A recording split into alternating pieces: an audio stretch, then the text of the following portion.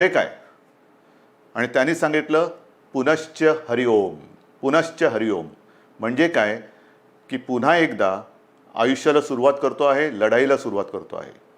तशीच आपली ही mission begin again किंबहुना पुनश्च हरिओम सुरुवात करायची आता आपल्याला. ही सुरुवात करताना लॉकडाऊन करणं हा एक भाग झाला आणि सगळं हळूवार उघडणं हा दुसरा भाग झाला. म्हणजे लॉकडाऊन हे सायन्स असेल तर लॉकडाऊन उघडणं ही एक कला आहे किंवा आर्ट आहे. कसं काय उघडतोय आपण? पावसाळा तोंडावरती आहे. पावसाळा तोंडावरती आहे म्हटल्यानंतर पाऊस येऊन जातो, पडून जातो, अनेक ठिकाणी शेवाळ साचतं आणि शेवाळ समोर दिसल्यानंतर आपण आपलं पाऊल हे फार काळजीपूर्वक टाकतो. कुठे निसरडं नाही ना, कुठे घसरणार नाही ना, एकमेकाचा हात धरून चालतो, थोडासा आधार घेऊन चालतो की जेणेकरून आपलं पाऊल हे चुकता कामा नये आणि आपण घसरून पडता कामा नये. ती तशीच पुढच्या आयुष्यातली पावलं ही आपल्याला अशीच तुम्हाला आणि मला म्हणजे सरकारला आणि जनतेला एकमेकाचा हात हातात धरून मजबूतीने टाकायचे आहेत. प्रत्येक पाऊल टाकताना कुठेही शेवाळावरती पाऊल नाही टाकत, केळीच्या सालावर पाऊल नाही टाकत. म्हणजे घाईघाई करून सटकून पडत तर नाही ना, पडणार तर नाही ना, या खबरदारीने आपल्याला पुढची वाटचाल करावी लागणार आहे. पावसाळ्याची सुरुवात म्हटल्यानंतर मी गेल्या आठवड्यामध्ये संपूर्ण आपल्या यंत्रणेची एक बैठक घेतली. त्याच्यामध्ये महसूल यंत्रणा, पोलीस यंत्रणा, आर्मी, नेव्ही, एअरफोर्स या सगळ्यांचे अधिकारी होते. आणि पाऊस म्हटल्यानंतर तुम्हाला कल्पना आहे यावेळेचा पाऊस त्याचा अंदाज हा सर्वत्र समाधानकारक किंवा सरासरी अथवा सरीपेक्षा थोडंसं 19-20 असं सगळीकडे पडेल. म्हणजे एकूण समाधानकारक पाऊस पडेल असा अंदाज आहे. हा अंदाज आहे म्हटल्यानंतरही अनेकदा असं होतं की अचानक कुठेतरी ढगफुटी होते, पूर येतो. पूर परिस्थिती निर्माण झाल्यानंतर काय करायचं त्याची सज्जता, ही सज्जता घेण्यासाठी ती बैठक होती. त्याही बाबतीत आपण सज्ज आहोत. कुठेही अशी आपत्ती येऊ नयेच, येणार नाहीच, पण आली तर आपण पूर्णपणे सज्ज आहोत. आणि ही सज्जता आपल्याला सांगत असताना उद्या 1 जून आहे. येत्या 2-3 दिवसातच आपल्या पश्चिम किनारपट्टीवरती चक्रीवादळ धडकण्याचा धोका आहे. चक्रीवादळ मला खात्री येणार नाही, माझी तशी प्रार्थना आहे, माझा आत्मविश्वास आहे. आणि चक्रीवादळ आपल्या पश्चिम किनाऱ्यावरती येणार नाही ही खात्री जरी असली तरी देखील यंत्रणा मात्र आपली सज्ज ठेवलेली आहे. यंत्रणा सज्ज आहे. पश्चिम किनारपट्टी म्हणजे माझ्या सिंधुदुर्गापासून ते मुंबईपर्यंत आणि हा सगळा किनारपट्टा जो आहे इथल्या सर्व लोकांना मी सांगतो आहे की आपण सुद्धा सज्ज राहा. असंही आतापर्यंत आपण घराबाहेर पडलेलो नाहीच आहोत, पण खास करून माझ्या मच्छीमार बांधवांना सांगतोय की तुम्ही येत्या एक 4-5 दिवसात समुद्रात जाऊ नका. कारण ते वादळ घोंगावत आहे. कुठे जाईल, कसं जाईल, दिशा अजून ठरलेली नाही आहे. आपल्या दिशेने येतं आहे, ती दिशा बदलून ते दुसरीकडे जाऊही शकेल आणि ते जाईलही नक्की. पण आपण मात्र सज्ज राहिलं पाहिजे. आणि ही खात्री बाळगल्यानंतर, खात्री एक सज्जता आपली घेतल्यानंतर, दाखवल्यानंतर पुनश्च हरिओम म्हणजे काय? कारण केंद्र सरकारने त्यांची सूचनावली दिलेली आहे, काय काय करायचं, काय करायचं नाही आणि कुठे कुठे कसं कसं काय काय आहे. पहिल्या प्रथम मी आपल्याला सांगू इच्छितो की कोरोनासोबत जगायला शिका. कोरोनाचा मुकाबला करता करता जगायला शिका. हे आत्तापर्यंत आपल्याला सगळ्यांना सल्ले देण्यात आलेले, सगळ्यांकडनं मी पण ऐकतोय, आपणही ऐकताय. पण हे ऐकताना जे मी यापूर्वी आपल्याला सांगितलेलं आहे की बाहेर पडताना तोंडावरती मास्क हा अनिवार्य आहेच, नक्कीच आहे. तोंडावरती मास्क लावणं अत्यंत अत्यंत गरजेचं आहे. हात सतत धुत राहणं हे फार महत्त्वाचं आहे. उगाच इकडे तिकडे जाताना कारण नसताना कुठेही हात लागला आणि कंटाळा आला म्हणून मास्क काढला आणि तोंडावरती हात फिरवला, डोळ्याला हात लागला, तोंडाला हात लागला, मग 24 तास तुम्ही मास्क लावला आणि 5 सेकंद मास्क काढून तो हात न धुता तुम्ही तोंडाला लावला तर 24 तास मास्क लावण्याचा काही परिणाम होणार नाही. तुम्हाला संसर्गापासून जर का जपायचं असेल तर नुसतं मास्क लावणं नाही तर कुठेही हात लावल्यानंतर किंबहुना तोंडाला हात लावू नका, चेहऱ्याला हात लावू नका. हा पहिला नियम हा पुढचे काही काळ किंबहुना पुढच्या आयुष्यात आपल्याला अत्यंत काटेकोरपणाने पाळावंच लागणार आहे. बाहेर पडताना सुद्धा आपण टप्प्याटप्प्याने पडतो आहोत. अनेक जणांना घाई झालेली आहे, मला कल्पना आहे. आता काय झालं ना, आता उघडा ना, आता उघडा ना, उघडतो ना, हळूहळू करू ना आपण सगळ्या काही गोष्टी. ह्या सगळ्या गोष्टी इतर देश काय करतायत? काही देशांनी लॉकडाऊन केलाच नव्हता, टाळेबंदी केलीच नव्हती. त्यांची काय स्थिती आहे तेही आपण बघतो आहोत. काही जणांनी लॉकडाऊन केला, तो उठवला, उठवल्यानंतर तिकडे काय परिस्थिती निर्माण झाली तेही आपण बघतो आहोत. कालच मी एक बातमी पाहिली की एका देशाने शाळा सुरू केल्या आणि त्या पुन्हा बंद करावं लागल्या. म्हणजे थोडीशी उघडझाप ही सगळीकडे चाललेली आहे. मला असं वाटतं आपण उघडझाप नाही करायची. आपण एकदा जी गोष्ट आपण चालू करू ती सुरूच ठेवायची. आणि तेवढी शिस्त, तेवढा संयम हा आता गेल्या 2 महिन्यात आपल्याकडे आलेला आहे. स्वयंशिस्त म्हणा किंवा एक जिद्द म्हणा, ही आपल्या अंगी आपण आणलेली आहे. जी गोष्ट आपण ज्याची सुरुवात करू ती पुन्हा बंद करण्यासाठी नाही, अजिबात नाही. आणि म्हणून मला असं वाटतं की हा एक वादळाचा धोका आहे, तो किनारपट्टीला आहे. त्या किनारपट्टीमध्ये आपण दक्षता तर घेतोच आहोत, पण इतरत्र संपूर्ण महाराष्ट्रामध्ये 3 तारखेपासून आपण थोडेसे हातपाय हलवायला सुरू करूया. एक हातपाय हलवायला सुरू करूया. हातपाय हलवायला सुरुवात करायची म्हणजे काय करायचं? तर अनेक जण हे सकाळी फिरायला जातात, चालायला जातात, संध्याकाळी जातात. काही माझी तरुण युवक मुलं ही व्यायाम करतात, आउटडोअर व्यायाम, आउटडोअर. अजूनही जिम, स्पा ह्यांना आपण चालू करायला परवानगी दिलेली नाही. जिथे गर्दी होऊ शकेल त्या गर्दीला परवानगी अजूनही दिलेली नाही. कोणत्याही सभा समारंभ आणि एकत्रित येण्याला परवानगी नाही. आणि म्हणून मी आपल्याला सांगतोय की बाहेर फिरताना सुद्धा आपण अंतर ठेवून फिरायचं आहे. एकमेकापासून जेवढं अंतर ठेवू ते अंतरच आपल्याला या कोरोनापासून अंतर ठेवायला मदत करणार आहे. त्याच्यामुळे बाहेर पडल्यानंतर अनेक दिवसानंतर आपले आप्तेष्ट भेटतील, मित्रमंडळी भेटलीच पाहिजेत. नाही भेटून चालणार कसं? भेटलीच पाहिजेत. पण भेटल्यानंतर एका अंतरावरनं आपण त्याच्याशी हाय हॅलो करा, नमस्कार वगैरे करा. जास्त गप्पा टप्पामध्ये एकत्रित येऊन रंगून जाऊ नका, दंगून जाऊ नका, कारण अजूनही ती वेळ आलेली नाही. ही आता पहिल्यांदा आपण एक ट्रायल करतो आहोत, ट्रायल घेतो आहोत. 3 तारखेपासून याची सुरुवात करतो आहोत. 5 तारखेपासून आपण असा एक निर्णय घेतोय की आजपर्यंत सगळे व्यवहार आपले ठप्प होते, सगळी दुकानं आपली हे आपण बंद ठेवली होती.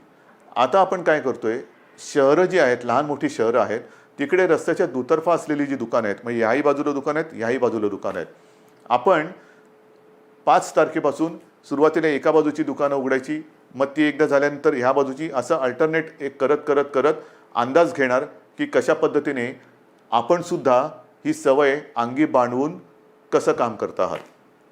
गर्दी अजिबात करायची नाही. कारण यापूर्वीसुद्धा आपण थोडे प्रयोग केले. ही जी झुंबड उडाली, नाईलाजाने आपल्याला ते बंद करावं लागलं. यापुढे ह्या गोष्टी होता कामा नयेत. ह्या गोष्टी टाळूनच आपण जे सुरू करू ते सतत आणि कायमचं सुरूच ठेवू. एक वेगळा आदर्श महाराष्ट्रापासून देशाने आणि जगाला घेतला पाहिजे की बघा महाराष्ट्र किती शिस्तबद्ध आहे, किती शिस्तबद्ध आहे. याने एकदा सुरू केलं, कदाचित इतरत्र ते बंद झालं असेल, पण महाराष्ट्राने नाही बंद होऊ दिलं. एवढा विश्वास माझा तुमच्यावरती आहे. तर एक 5 तारखेपासून दुकानं आपण चालू करू आणि नंतर पुढचा जो रविवार आहे आपलं, सोमवार आहे, तो 8 तारीख आहे. या 8 तारखेपासून आपण आपले कार्यालय सुरू करतो आहोत. कार्यालय सुरू करतो. तुम्हाला मी मंत्रालयाचं उदाहरण दिलं. सुरुवातीला मंत्रालय सगळं बंद करत असताना 50%, 25%, 5%, मध्ये एक काळ तर असा आला की 100% बंद करावं लागलं. मग हळूहळू पुन्हा 5%वर आणलं. आता आपण आपली ऑफिसेस जे आहेत त्या ऑफिसेसमध्ये आपल्या कर्मचाऱ्यांची संख्या ही साधारणतः 10% उपस्थितीवरून सुरू करू. एक 10% उपस्थितीने सुरू करू. त्याला काय आपल्याला अनुभव येतोय? केसेस वाढत आहेत का? कारण आत्ता आपण या काळामध्ये जे सुरू करतो आहोत तो खास करून आपला, मी मागेही आपल्याला सांगितलं होतं, कुठेतरी ज्याला आपण पीक म्हणतो, म्हणजे सर्वोच्च बिंदू, त्याच्या एकतर जवळ जातो आहोत किंवा त्याच्यावरती आलेलो आहोत. ज्या केसेस वाढत आहेत, ज्या पद्धतीने त्या वाढलेल्या आहेत, त्या बघितल्यानंतर आपण या पीकच्या जवळ किंवा त्या पीकवरती आहोत, म्हणजे त्या टिपेला पोचतो आहोत आपण किंवा पोचलेलो आहोत. काही काळ आता हा जो केसेस येण्याची संख्या जी आहे ही साधारणतः अशीच थोडीशी वरती खाली होत, नंतर हळूवारपणाने एक आणखीन 8-15 दिवसानंतर ती खाली उतरायला लागेल. ही खाली उतरेल केव्हा उतरेल? जर आपण ही सगळी बंधनं पाळली तर. पुन्हा एकदा मी आपल्याला सांगतो की बाहेर पडताना आवश्यक ज्यांना नाही त्यांनी घराबाहेर पडू नका. विशेषतः जे आपले ज्येष्ठ नागरिक आहेत आणि ज्यांना खास करून मधुमेह, रक्तदाब, इतर काही व्याधी किंवा दुर्दैवाने आजार किंवा काही विकार असतील त्यांनी घराबाहेर पडू नये. कारण हा जो विषाणू आहे तो ह्या पद्धतीच्या ह्या वयोगटाच्या आणि या वर्गातल्या नागरिकांवरती फार घातक परिणाम करतो आहे. ज्या ज्या काही गोष्टी आपण बघतो आहोत, गंभीर गंभीर गंभीर म्हणतो, त्याच्यामध्ये ह्या वर्गातली लोकं म्हणजे ज्याला हाय रिस्क ग्रुप ज्याला म्हणतो आपण, त्या वर्गातली लोक किंवा नागरिक हे त्याला जास्त त्याचा प्रादुर्भाव हा अतिशय गंभीरतेने होतो आहे, घातक ठरतो आहे तो. म्हणून साधारणतः 55 ते 60च्या वरच्या नागरिकांनी आणि ज्यांना ह्या काही विकार किंवा काही आजार आहेत त्यांनी घराबाहेर पडता कामा नये. हे जरी घरात राहिले तरी मग प्रश्न येतो, जे घराबाहेर पडणार आहेत साधारणतः मध्यमवयीन किंवा युवा, त्यांनी घराबाहेर पडल्यानंतर घरात गेल्यानंतर आपल्याला ज्येष्ठ आपले माता पिता आहेत, आई वडील आहेत, आजी आजोबा असतील, आणखीन कोणी ज्येष्ठ आपले नातेवाईक असतील, त्यांना आपल्याकडनं अनावधानाने सुद्धा हा संसर्ग होऊ द्यायचा नाही आहे. त्यानंतर ते घरात राहणार आहेत, आपण घराबाहेर जाणार, फिरणार आणि व्हायरस घेऊन घरात येणार. तर कृपा करून आपल्याकडनं अनावधानाने सुद्धा हा संसर्ग आपल्या वडीलधाऱ्यांना होणार नाही ह्याची काळजी घ्या. घरात आल्याबरोबर आपले कपडे म्हणा किंवा आपण स्वच्छ हातपाय धुवून आंघोळ करून आणि एक अंतर ठेवून त्यांच्यासोबत राहिलं पाहिजे. कोणालाही कुठलंही लक्षण आढळलं, कारण याची लक्षणंसुद्धा मी आपल्याला सांगितलेले आहेत. सर्दी खोकला, कारण आता पावसाळा आलेला आहे, पावसाळा आला, सर्दी खोकला, ताप, थोडंसं थकवा, तोंडाची चव जाणं, नाकाचा वास जाणं, ही जी काही अशी लक्षणं आहेत, ही लक्षणं आढळली तर ताबडतोब आपल्या डॉक्टरना किंवा दवाखान्यात तिकडे तुम्ही जायला पाहिजे. लक्षणं वेळेत ओळखून जर आपण उपचार सुरू केले तर बरे होणाऱ्यांची संख्यासुद्धा खूप आहे, मोठी आहे संख्या. म्हणजे ती संख्या जर का मी तुम्हाला सांगितली तर एक दिलासादायक नक्कीच ती संख्या आहे. आत्तापर्यंत आज महाराष्ट्रामध्ये केसेस किती आहेत? महाराष्ट्राचा विचार केला तर साधारणतः 65,000 केसेस आहेत, 65,000 केसेस. पण या 65,000 केसेस कशा आहेत? ह्या आपला पहिला रुग्णसुद्धा ह्याच्यात धरला जातो आहे. म्हणजे हे गेल्या वेळेला मी आपल्याला सांगितलं होतं की सुरुवातीला ज्याच्यामुळे कळलं की कोरोना आपल्या शहरामध्ये किंवा आपल्या राज्यामध्ये आलेला आहे, तो रुग्ण आज बरा होऊन घरी पण गेला, कधीच गेला, पण तरीसुद्धा तो पहिला रुग्ण ह्या 65,000 धरला जातो. हे चूक आहे, ही चूक आहे. आणि तसं जर बघितलं तर आत्तापर्यंत 65,000मधून 28,000च्या आसपास हे रुग्ण बरे होऊन, खडखडीत बरे होऊन घरीसुद्धा गेलेले आहेत. 28,000च्या आसपास. काही दुर्दैवाने जे काय मृत्यू घडले तोही आकडा आहे. पण ह्या आता जे आपल्याकडे रुग्ण ज्यांना म्हणतो म्हणजे ॲक्टिव्ह केसेस जे पॉझिटिव्ह आहेत, त्याच्यामध्ये आजचा आकडा आहे साधारणतः 34,000 आहे. या 34,000मध्ये साधारणतः 24,000 रुग्ण हे असे आहेत की त्यांना कोणतीही लक्षणं नाही, त्यांना कोणत्याही औषधोपचाराची आज गरज नाही, ते आपल्या क्वारंटाईनमध्ये आहेत, काही पॉझिटिव्ह असल्यामुळे आयसोलेशनमध्ये आहेत. पण या 24,000मध्ये सुद्धा साधारणतः मध्यम ते थोडी तीव्र अशा लक्षणाचे आपल्याकडे साधारणतः 9,500 आहेत. म्हणजे महाराष्ट्राची परिस्थिती हाताबाहेर गेली, मुंबईमध्ये सगळी वातात लागलेली आहे, लष्कराला बोलवा, राष्ट्रपती राजवट लावा. त्यांना म्हणे हे आकडे बघा, हे आकडे बघा ना, हे आकडे बोलके आहेत. हे का आपण करू शकलो? 9,500 यांना साधारणतः मध्यम ते तीव्र लक्षणं आहेत आणि त्याच्यापैकी साधारणतः 1200 जणं मात्र हे थोडे गंभीर आहेत. त्याच्यापैकी 200 जणं हे व्हेंटिलेटरवरती आहेत. म्हणजे 65,000 जो आकडा आपण ऐकतो आहोत आणि बापरे महाराष्ट्रामध्ये काय चाललं आहे, मुंबईमध्ये काय चाललं आहे, काय सरकार काय काम करते की नाही आहे, तर 65,000 आकड्यामध्ये 28,000 घरी गेलेले आहेत आणि अतिगंभीर जर म्हटले तर 200 रुग्ण हे व्हेंटिलेटरवरती आहेत. आता व्हेंटिलेटरवरती सुद्धा जे आहेत यापैकी सुद्धा काही जणं हे म्हणजे आत्ताचे नाहीत, आत्तापर्यंतच्या 65,000तले मी बोलतोय, यापैकी काही जणं व्हेंटिलेटरवरनं सुद्धा व्यवस्थित बरे होऊन घरी गेलेले आहेत. ही वस्तुस्थिती आहे, ही वस्तुस्थिती आहे. आणि म्हणून मला आजही असं वाटतं की जे काही आपल्याबद्दलचं एक चित्र किंवा महाराष्ट्राला बदनाम करण्याचं कारस्थान दुर्दैवाने काही आपली म्हणणारी माणसं करतात, तेव्हा दुःख होतं. दुःख होतं. पण हे जरी खरं असलं तरी एका गोष्टीचं मला नक्कीच समाधान आहे की आपला विश्वास जो सरकारवरती आहे त्याच्यामुळेच सरकार हे काम करू शकतोय. आता जसं मी तुम्हाला दुकानांचं सांगितलं, मैदानाचं सांगितलं, ऑफिसेस सांगितलं, तसंच पुढच्या रविवारपासून आपण वृत्तपत्रसुद्धा घरपोच द्यायला परवानगी देतो आहोत.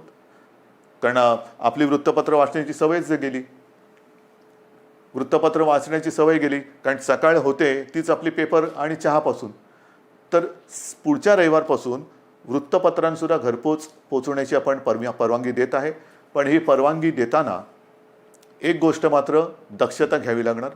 मी वृत्तपत्र विक्रेत्यांशी बोललेलो आहे आणि त्यांना मी सांगितलं की वृत्तपत्र विक्रेते जी आपली मुलं आहेत ती सुद्धा मुलं आहेत. त्यांनासुद्धा आपण काळजी घेतली पाहिजे, त्यांची काळजी घेतली पाहिजे. त्यांना देखील आपल्याला मास्क द्यावा लागणार, त्यांना एक हँड सॅनिटायझरची बाटली द्यावी लागणार. वेळोवेळी त्या मुलांनीसुद्धा आपले हात हे धुत राहिले पाहिजेत. तोंडावरती मास्क हा कायम ठेवला पाहिजे वृत्तपत्र वितरण करताना. आणि अशा पद्धतीने वृत्तपत्रसुद्धा वितरण करण्याची परवानगी आपण पुढच्या रविवारपासून देत आहोत. मैदानाची परवानगी मी तुम्हाला सांगितलेली आहे. सार्वजनिक ठिकाणी आपण फिरायला जाऊ शकता, व्यायाम करायला जाऊ शकता आणि ती वेळ आपण पहाटे 5 पासून संध्याकाळी 7 वाजेपर्यंत अशी मुभा ठेवलेली आहे. पहाटे 5 म्हणजे ज्यांना आपण मॉर्निंग वॉक जो म्हणतो, ज्यांची सवय आहे लवकर उठून फिरायला जायचं, आपण पुन्हा एकदा सकाळी 5 वाजल्यापासून पहाटे 5 वाजल्यापासून संध्याकाळी 7 वाजेपर्यंत ह्या सगळ्या सार्वजनिक स्थळांचा म्हणजे मैदानं असतील, सी फेस आहे आपला, इतर ग्रामीण भागातल्या काही गोष्टी असतील, तलाव आहेत, कुठेही इकडे या पहाटे 5 ते संध्याकाळी 7 वाजेपर्यंत आपण निश्चित निसर्गाच्या सान्निध्यात जाऊ शकता, फिरू शकता, मैदानी व्यायाम करू शकता. पण हे व्यायाम करताना आरोग्य कमावण्यासाठी म्हणून त्याचा उपयोग करा. एकत्रित येऊन जे आरोग्य आपलं आहे ते बिघडून देऊ नका. अंतर हे ठेवलंच पाहिजे, हे मी पुन्हा पुन्हा सांगतोय. हे झाल्यानंतर मग जे काही आकडे मी तुम्हाला सांगणार आहे ते आकडे ह्याची थोडीशी तुम्हाला कल्पना असायला पाहिजे की नेमकं सरकारने आत्तापर्यंत केलेलं काय आहे, काय करते सरकार, किती आपल्याकडे व्यवस्था आहे. तर ज्या वेळेला हे संकट कोरोनाचं आलं कोणालाच कल्पना नव्हती की हे किती वाढेल आणि त्याच्यासाठी तयारी किती करावी लागेल. म्हणजे साधी गोष्ट आहे की आपल्याकडे राज्यामध्ये प्रयोग म्हणजे ज्या टेस्टिंग लॅब ज्या आहेत त्या नाही आहेत अशातला भाग नाही. पण याच्यासाठी जी टेस्ट करावी लागते त्याची सुविधा ही फक्त 2 ठिकाणी होती. एक आपल्या कस्तुरबामध्ये आणि पुण्याच्या NIV मध्ये. ही कस्तुरबाची सुद्धा जी लॅब आहे ती आपण साधारणतः 2007 साली मुंबई महापालिकेच्या माध्यमातून केली म्हणून ती दुसरी होती, नाहीतर फक्त एकच होती. त्याच्यात कस्तुरबा आपण केली, त्या 2 लॅब होत्या. आजच्या क्षणाला आपल्या महाराष्ट्र राज्यामध्ये 77 ही चाचणी केंद्र आहेत आणि येत्या 2-4 दिवसात ती 100 जातील. म्हणजे 2 77, 77 100. आणि माझा प्रयत्न असा आहे की येत्या पावसाळ्यामध्ये टेस्टची संख्या आणि त्याची उपलब्धता ही आणखीन वाढवण्याची गरज आहे. कारण पाऊस म्हटल्यानंतर भिजणं हे आलंच, सर्दी खोकला शिंकणं, थोडा ताप, फ्लू हा आलाच.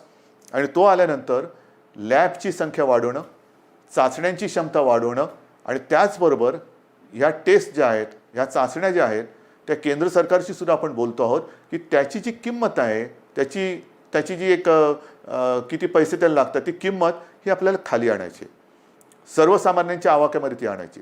सरकारकडनं तर आपण मोफत करतोच आहोत, पण ज्याला कोणाला असं वाटलं की मला थोडंसं अस्वस्थ वाटते, मला टेस्ट करून घ्यायची आहे, तर त्यांनी ती टेस्ट करून घेण्यासाठी त्याला त्याच्या गावात, त्याच्या शहरात, त्याच्या घराच्या आजूबाजूला जास्त लांब न जाता कुठे आपण किती प्रमाणात उपलब्ध करून देऊ शकतो ते सुद्धा आपल्याला करायचं आहे.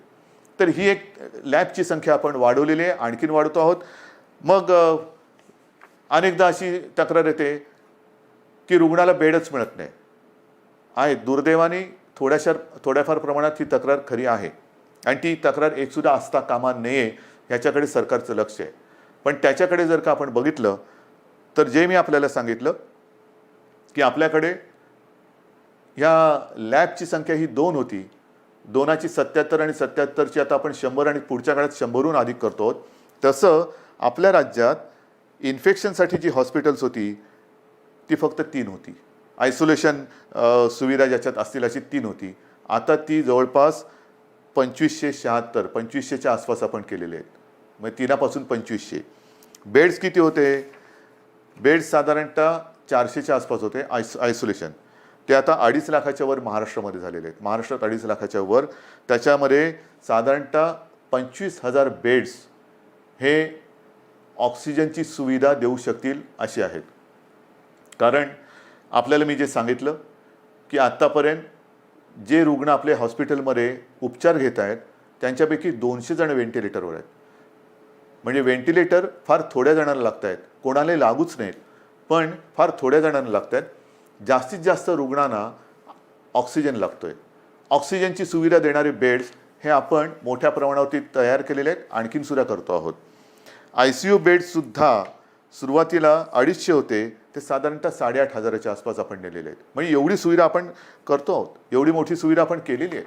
मला जी मी तुम्हाला सांगितलं की जम्बो फॅसिलिटी किंवा फील्ड हॉस्पिटल्स मुंबईमध्ये आहे, ठाण्यामध्ये आहे, ज्या ज्या शहरांमध्ये मी सूचना दिल्या आहेत, मग संभाजीनगर असेल, पुणा आहे, आणखीन कुठेही जिथे जिथे फील्ड हॉस्पिटलची आवश्यकता आहे तिथे त्यांना सूचना दिलेल्या आहेत की तुम्ही ते करा. म्हणजे एकेका ठिकाणी आपण 1,000 2,000च्या बेडची सुविधा करतोय. गोरेगावला तर साधारणतः 3,000 बेडची सुविधा करतोय. इतर देशांनी, इतर राज्यांनी अशी सुविधा किती जणांनी उपलब्ध केली असेल, किती जणांनी संख्या वाढवली असेल, हे आता सगळीकडे स्पष्ट झालेलं असेलच. पण महाराष्ट्राने मात्र गेले 2 महिने उपचाराकडे लक्ष दिलेलं आहे, सुविधांकडे लक्ष दिलेलं आहे. आपण आपला टास्क फोर्स निर्माण केलेला आहे आणि हा टास्क फोर्स अक्षरशः अहोरात्र मेहनत करून, अविश्रांत मेहनत करून साधारणतः गाईडलाईन देतोय. आपलं मोठं जे आव्हान आहे की एकतर हा संसर्ग रोखणं, त्याची तीव्रता कमी करणं आणि मृत्यूदर हा कमीत कमी किंवा शून्यावरती आणणं. मृत्यूदर हा अजूनही मला खाली आणायचा आहे. आणि तो खाली केव्हा येईल? कारण आजही काही ठिकाणी असं लक्षात येतंय की जो कोणी रुग्ण आहे तो अगदी शेवटच्या टप्प्यामध्ये हॉस्पिटलमध्ये दाखल होतोय, अगदी शेवटच्या टप्प्यात. म्हणजे मी मागे आपल्याला कदाचित सांगितलं असेल की माझाच एक चांगला कार्यकर्ता, अत्यंत चांगला निष्ठावान कार्यकर्ता शेवटच्या टप्प्यात हा हॉस्पिटलमध्ये गेला, स्वतःहून गेला आणि तपासणी करतानाच तो कोसळला. काहीच करू शकले नाही डॉक्टर. म्हणजे त्याची कदाचित चाचणी पण करता आली नसेल. हे अंगावरती दुखणं काढू नका. अंगावरती दुखणं काढल्यानंतर मग मात्र त्याला उपचार नाही आहेत. अनेक जण जे वाचून घरी गेलेले आहेत ते वेळेमध्ये आपल्याकडे आलेले आहेत. अगदी दुर्दैवाने काही व्हेंटिलेटरवरती जाऊन सुद्धा सुदैवाने खडखडीत बरे होऊन घरी गेलेले आहेत. वेळेत आले तर उपचार होतात. मी मागे सारखं मागे बोलतो, कारण या काही दिवसात एवढ्या जणांशी मी बोलतोय की नेमकं तुमच्याशी बोललो का इतराशी कोणाशी बोललो हे लक्षात येत नाही. तर त्यावेळेला मी सांगितलं होतं की जर का मृत्यूदर खाली आणायचा असेल, आणि तो येतोय, नक्कीच येतोय, आलेला आहे, तर डॉक्टर आपल्याकडे सज्ज आहेत. पण डॉक्टरना 2 गोष्टी वेळेत मिळाल्या पाहिजेत. एक म्हणजे औषधं, ती औषधं आपण त्यांना देतो. आणि सगळ्यात महत्त्वाचा भाग म्हणजे पेशंटसुद्धा वेळेमध्ये जर का डॉक्टरांच्या हातात आला तर डॉक्टर, तुम्हाला कल्पना नाही, अक्षरशः एखाद्या योद्ध्याला साजेल असा पराक्रम करतायत. कोणत्याही टोकाला जाऊन त्याला वाचवण्याची शर्थ करतायत आणि त्याला मी तर म्हणेन यशसुद्धा येते. आता ही आरोग्यविषयक तुम्हाला माहिती दिल्यानंतर साधारणतः एक महत्त्वाचा मुद्दा होता, तो म्हणजे इतर राज्यातले मजूर. या मजुरांना सुद्धा आपण आत्तापर्यंत 12 लाख किंबहुना त्याच्याहून जास्त असेल, माझ्याकडे आकडा आहे माझ्याकडे, 12 लाखापेक्षा नाही, हे बघा, सुमारे 16 लाख मजुरांना रेल्वे आणि बसेसने आपण इतर राज्यात सोडलेली. सुमारे 16 लाख लोकांना रेल्वेतनं आणि बसेसमधून आपण परराज्यात सोडलेलं आहे. साधारणतः 800 ट्रेन्स, 11 लाखाच्या वरती. मी आज पियुष गोयलला धन्यवाद देतोय, कारण गेल्या वेळेला बोलले तर थोडंसं त्यांना राग आला होता. पण पियुषजी, आज मी तुम्हाला धन्यवाद देतोय, मुद्दामून धन्यवाद देतोय, कारण आपण त्यावेळेला ते मनावर घेतलं आणि खरंच तुम्ही ट्रेन्स उपलब्ध करून दिल्या. त्याच्यामुळे साधारणतः 11 लाखाच्या वरती 11.5 लाखाच्या आसपास मजुरांना आपण त्यांच्या गावात त्यांच्या राज्यात जाऊ दिले. एस टीने आपल्याला साधारणतः 42,000पेक्षा 42,500 एस टी बसेसद्वारे आपण 5.25 लाख मजुरांना राज्याच्या सीमेपर्यंत सोडलेले आहे. आणि याच्यावरती आपण आत्तापर्यंत मुख्यमंत्री सहायता निधीतून जवळपास 85 ते 90 कोटी रुपये खर्च केलेले आहेत. 85 ते 90 कोटी रुपये. साधारणतः 22पेक्षा जास्त फ्लाईट्सद्वारे 3,000पेक्षा जास्त नागरिक आपण महाराष्ट्रात आणलेले आहेत. 7 जूनपर्यंत आणखीन काही फ्लाईट्स येत आहेत. तर अशी ही सुरुवात होते. शिवभोजन थाळीसुद्धा ही आजपर्यंत आपण 838 केंद्र राज्यात कार्यरत केलेली आहेत. 1 ते 30 मे, फक्त 1 ते 30 मे या काळात या शिवभोजन थाळीच्या योजनेतून आपण 32,77,778 शिवभोजन थाळ्याच्या माध्यमातून एवढ्या लोकांना म्हणजे 32 लाखाच्या आसपास लोकांना आपण भोजन देण्याची व्यवस्था केलेली आहे. मुख्यमंत्री सहायता निधीत आतापर्यंत 352 कोटी रुपये आपण संपूर्ण आले. त्याच्यापैकी 111 कोटीपेक्षा जास्त हे कोविडसाठी आपण खर्च केलेला आहे. आणि या सगळ्या गोष्टी चालू आहेत. उद्योगधंदे सुरू होत आहेत. 7.5 लाखापेक्षा जास्त मजूर हे कामावरती आलेले आहेत. उद्योगांना तर आपण परवानगी दिलेली आहे. आणखीनही उद्योग आपण सुरू करतो आहोत. आता हे सगळं सुरू करत असताना जसा पावसाळा सुरू होतो आहे तसंच आपलं शैक्षणिक वर्ष सुरू होतं आहे. शाळा कशा सुरू करायच्या, कॉलेजेस कशी सुरू करायची, विशेषतः विद्यापीठांच्या परीक्षांचं काय करायचं, अंतिम वर्षाची परीक्षा घ्यायची नाही घ्यायची, कधी घ्यायची, सगळ्याचा विचार सुरू आहे. पहिल्यांदी कॉलेजच्या विद्यापीठाच्या अंतिम वर्षाच्या परीक्षेबद्दल मी बोलतो. कालसुद्धा मी त्याच्याबद्दल कुलगुरूंची एक बैठक घेतली. विभागवार सगळ्या कुलगुरूंची मतं मी आजमावून घेतली. सगळ्यांचं मत एक आहे, परीक्षा घ्यायची असेल तर तातडीने परीक्षा घेण्यासारखी आजची परिस्थिती नाही आहे. कारण ते कुलगुरू जरी असले, मी मुख्यमंत्री जरी असलो तरी आमच्यातला पालक हा आजही जिवंत आहे. अनेक पालकांची एक चिंता आहे की कोविड सगळीकडे, कारण थोडाफार आता आपल्या राज्यामध्ये सुद्धा तो हळूवार पसरलेला आहे. आटोक्यात तर नक्की आणू आपण, पण तो पसरत असताना आमच्या मुलांना आम्ही परीक्षेला पाठवावं का? काही लाख विद्यार्थी हे परीक्षेसाठी एकत्र येणार, किती अंतर ठेवणार, पेपर कसे वाटणार, पेपर तपासणार कसे, मग काय करायचं? म्हणून आपण एक सगळ्यांनी मिळून एक असा तोडगा काढलेला आहे की अंतिम वर्षाच्या ज्या परीक्षा आहेत त्या परीक्षा घेण्यापूर्वी एक असा मुद्दा आला आणि मला असं वाटतं तो बरोबर आहे. आपण एक निर्णय असा घेतलेला आहे की साधारणतः जेवढे सेमिस्टर झालेले आहेत त्यांची सरासरी काढून त्या विद्यार्थ्यांना मार्क्स द्यायचे आणि त्या विद्यार्थ्यांना तसं पास करायचं. कारण साधारणतः गेले किती सेमिस्टर झाले असतील, किती वर्षाचे झालेत, ते एक सरासरी काढली तर आपण त्या सरासरीचा विचार करू शकतो आणि ते ॲग्रिगेट करून त्यांना पास करायचं की जेणेकरून त्यांचं आयुष्य थांबणार नाही. परीक्षा कधी घेणार? जूनमध्ये घेऊ शकतोय? नाही. जुलैमध्ये घेता येईल? सांगता येत नाही. ऑगस्टमध्ये येईल? कल्पना नाही. मग कधी घेणार आपण परीक्षा? मग तोपर्यंत विद्यार्थ्यांनी करायचं काय? नुसतं ताटकळून राहायचं, लोंबकळत राहायचं? अजिबात नाही. शिक्षणाचा खेळखंडोबा हा होऊ द्यायचा नाही.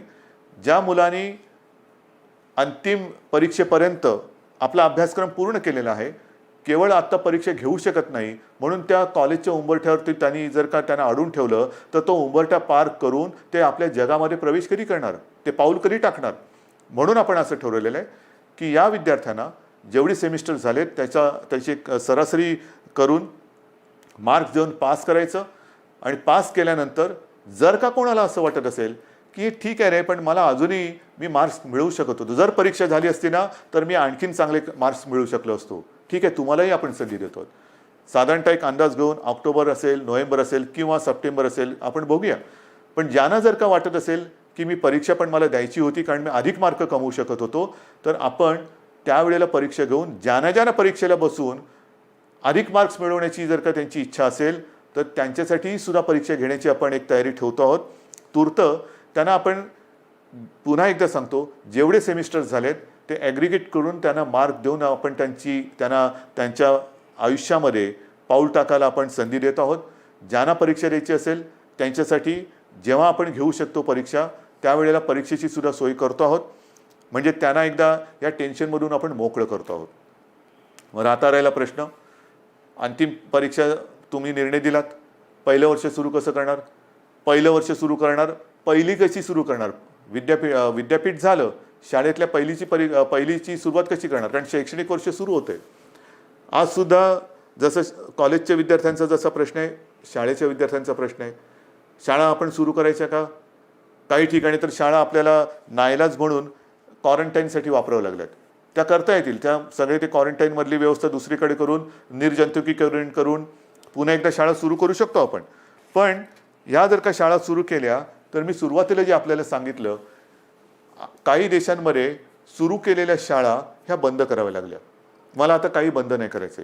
आणि त्याच्यासाठी जसं मी आता लॉकडाऊन शब्द बाजूला ठेवून मिशन बिगिन अगेन किंवा पुनश्च हरिओम म्हणतो आहे, तसं शाळा कधी सुरू होणार पेक्षा शिक्षण कसं सुरू करायचं. शाळा हे एक माध्यम आहे. शाळेत सगळे विद्यार्थी येतात, शिक्षक त्यांच्यासमोर असतात. आज देखील ग्रामीण भागामध्ये आपल्याला ऑनलाईन शिक्षण याची सुविधा आपण देऊ शकत नाही आहोत. मग काही जणांनी आजच दुपारी मी मोठ्या शिक्षण तज्ज्ञांची एक बैठक घेतली. अनेक जणांनी हे सगळे पर्याय सांगितले की आमच्याकडे शाळा सुरू करू शकतो, कारण ग्रामीण भागामध्ये आम्ही हे करू शकतो. काही जणांनी सांगितलं शाळेमध्ये सुद्धा एक दिवसाआड शाळा सुरू करायची का? काही जणांनी सांगितलं आम्ही ऑनलाईन शिक्षण तर आधी सुरू केलेलंच आहे. मी त्यांना असंच म्हटलं की शाळा सुरू करण्यापेक्षा शिक्षण सुरू करायचं आहे. जर आपल्याला ग्रीन झोनमध्ये किंवा जिथे प्रादुर्भाव नसेल, अत्यंत सुरक्षित सगळं अंतर वगैरे ठेवून ग्रामीण भागात शाळा सुरू करू शकत असू, तिकडे पूर्ण खबरदारी घेऊन आपण शाळा सुरू करू शकतो का? ही शक्यता मला काही दिवसात सांगा. शहरांमध्ये ऑनलाईन शिक्षण हे कसं सुरू करायचं त्याच्यावरती आपण विचार सुरू केलेला आहे. ऑनलाईनमध्ये मग काही मोबाईल कंपन्यांशी आपण बोलू की काही डेटा तुम्ही कसा देऊ शकता आम्हाला, टी व्हीद्वारे कसं आपण देऊ शकतो, रेडिओच्या माध्यमातून कसं करू शकतो, ई लर्निंग म्हणजे SD कार्ड देऊन आपण कसं सुरू करू शकतो. लॅपटॉप किंवा टॅब, ज्यांच्याकडे लॅपटॉप आहेत त्यांच्याकडे टॅब आहेत, ज्यांच्याकडे काही फोन आहेत त्याच्यात SD कार्ड टाकून ई लर्निंगद्वारे सुरू करू शकतो का? आठवड्यातून शाळेमध्ये किती दिवस येऊ शकतो? शाळेचं निर्जंतुकीकरण वगैरे ती जबाबदारी सरकारची, त्याच्यात तुम्ही काळजी करू नका. स्वच्छता राखणे ही जबाबदारी सरकारची. पण खरंच शहरांमध्ये आपण शाळा सुरू करू शकतो का? आणि सुरू करू शकत नसू तर ऑनलाईन पद्धतीने शिक्षण आपल्याला सुरू करायला पाहिजे. थोडक्यामध्ये जिथे जिथे ऑनलाईनने आपण सुरू करू शकतो तिथे ऑनलाईनने शिक्षण सुरू करू. जिथे आपण शाळा सुरू करू शकत असू तिकडे शाळेतनं शिक्षण सुरू करू. जिथे आपल्याला वाटत असेल की समजा आपल्याला SD कार्ड देऊन आणखीन काय करून शिक्षण सुरू करायचं असेल तर तेही करू शकतोय. येत्या काही दिवसात त्याच्यावरती आपण ठोस निर्णय घेऊ. शिक्षण सुरू झालंच पाहिजे. पण मला असं वाटतं की कोरोनाने आपल्याला नक्कीच काही गोष्टी शिकवलेल्या आहेत. कोरोनाने आपल्या स्वतःकडे बघायला हे नक्कीच शिकवलेलं आहे. स्वतःकडे पाहायला शिकवलं आहे, आपल्या कुटुंबाकडे पाहायला शिकवलेलं आहे, आपल्या मुलांकडे, मग शिक्षणाकडे, आरोग्याकडे. आजपर्यंत कदाचित आरोग्य असेल आणि शिक्षण असेल यांना तेवढं प्राधान्य दिलं गेलं नसेल कदाचित. पण मला असं वाटतं की पुढचं आयुष्य जगताना जर आपण जीवनावश्यक वस्तू आणि जीवनावश्यक काही गोष्टी ह्या अशा संकटाच्या काळातही बंद होऊ न देता चालू ठेवल्या, तसंच शिक्षणसुद्धा किती मोठं संकट आलं तरी देखील कसं सुरू ठेवता येईल त्याच्याकडे आता आपल्याला लक्ष देण्याची गरज आहे. आरोग्य सुविधासुद्धा मोठ्या प्रमाणात वाढवण्याची गरज आहे. जसं आपण इकडे विशेषतः मुंबईपासून सुरुवात केली आपण, field hospitals, Bandra Kurla complex असेल, वरळीचे एक्झिबिशन ग्राउंड आहे, तिकडे मोठी फील्ड किंवा जम्बो फॅसिलिटी म्हणून हॉस्पिटल्स उभारली. मी असं ठरवलेलं आहे, आपल्या सरकारने असं ठरवलेलं आहे की येत्या काळात आरोग्याला प्राधान्य द्यायचं, शिक्षणाला प्राधान्य द्यायचं. शहरांमध्ये म्हणजे ग्रामीण भागामध्ये सुद्धा, ग्रामीण भागातली छोटी मोठी शहरं आहेत त्या शहरांमध्ये त्या जिल्ह्यांच्या आवश्यकतेनुसार इन्फेक्शन हॉस्पिटल्स, जी इतर वेळेला तिकडे काही कार्यक्रम चालतील, जसं वरळीचं आपलं गोरेगावचं एक्झिबिशन ग्राउंड आहे, तिथे इतर काही कार्यक्रम चालतात. वरळीला डोम आहे, इतर वेळेला इतर काही कार्यक्रम चालतात. ते कार्यक्रम चालू ठेवायचे, पण हॉस्पिटलची सुविधा ही तिकडे सज्ज ठेवायची. जर गरज लागली तर तिथे 2 ते 3 दिवसात हॉस्पिटल उभारता आलं पाहिजे. उभारता म्हणजे सगळ्या सुविधा ज्या आहेत म्हणजे बेड्स या सगळ्या पटपट मांडून हॉस्पिटल सुरू होईल. इतर वेळेला लग्नसराई असेल, प्रदर्शनं असतील, कृषीची प्रदर्शनं असतील, इतर काही कार्यक्रम असतील, सभा समारंभ असतील, त्याच्यासाठी ते वापरले जातील.